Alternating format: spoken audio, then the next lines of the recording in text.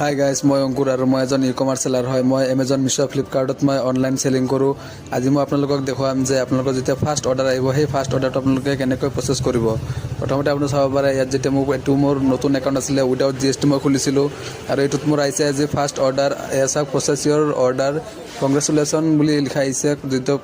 যিটো first order আহিছে, চ' congratulation দিছে।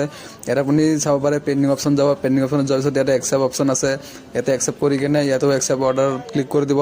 ক্লিক কৰাৰ পিছত অলপ টাইম ল'ব। টাইম লোৱাৰ পিছত ইয়াতে যে প্ৰচেছিং হৈ যাওঁতে অলপ টাইম লয়, সেই প্ৰচেছিংটো হৈ যোৱাৰ পিছত আপুনি ইয়াতে গ'ইটত ক্লিক কৰি দিব। ক্লিক কৰাৰ পিছত যিটো আপোনাৰ ৰেডি টু পেণ্ডিং চাব 0 হৈ গৈছে, এতিয়া ৰেডি টু শ্বিফ্টত গুচি যাব প্ৰডাক্টটো।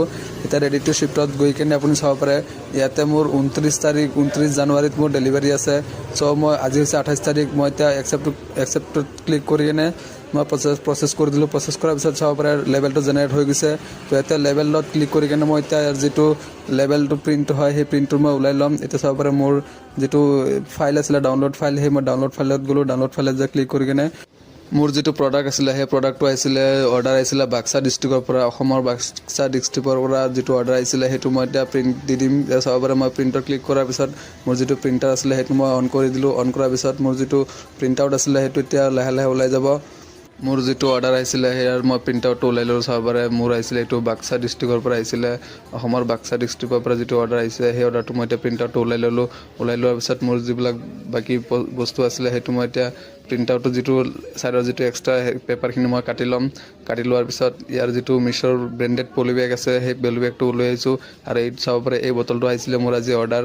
এই বটলটো মই এতিয়া আজি পঠাম, যিহেতু মোৰ নতুন একাউণ্টৰ ফাৰ্ষ্ট অৰ্ডাৰ আহিছে। আপোনালোকে যদি এমেজন, মিছ', ফ্লিপকাৰ্টত কিবা বস্তু বিক্ৰী কৰিম বুলি ভাবিছে বা ই-কমাৰ্চ কৰিম বুলি ভাবিছে, তেনেহ'লে মোক কমেণ্ট কৰিব পাৰে। মই আপোনালোকক গোটেইখিনি ইনফৰমেশ্যন প্ৰভাইড কৰাই দিম।